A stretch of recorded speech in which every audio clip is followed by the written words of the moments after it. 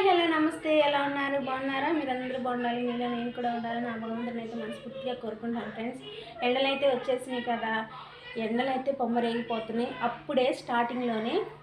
అందుకోసం అని చెప్పి పిల్లలకైతే జ్యూస్ అయితే వేసి పెడదామని చెప్పి కర్బూజా అయితే తెప్పించేసాను. కర్బూజా కూడా చాలా సవగ్గానే తిరుగుతున్నాయి.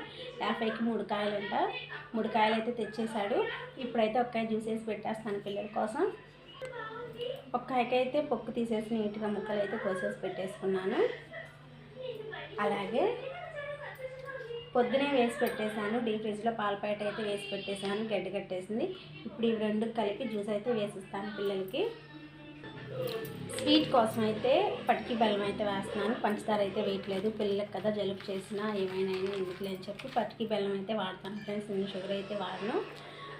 కర్బూజాలో ఎక్కువ స్వీట్ అయితే ఉండదు కాబట్టి నేను పటికి బెల్లం అయితే వాడుతున్నాను. మన కర్బూజా జ్యూస్ అయితే రెడీ అయిపోయింది. పిల్లలకైతే గ్లాసుల్లో పోసేస్తున్నాను.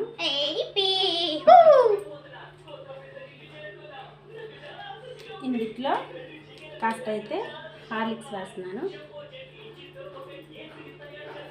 ఏదో పిల్లల సాటిస్ఫాక్షన్ కోసం తక్కువ ఇచ్చి దేనికోసం కాదు, అది వేస్తే కొంచెం ఇంట్రెస్ట్గా తాగుతారని తప్పక ఏం లేదు. ఓకేనా ఫ్రెండ్స్, నచ్చితే లైక్ చేయండి, షేర్ చేయండి, సబ్స్క్రైబ్ చేసుకొని మన ఛానల్ని ఫాలో కొట్టేసేయండి ప్లీజ్.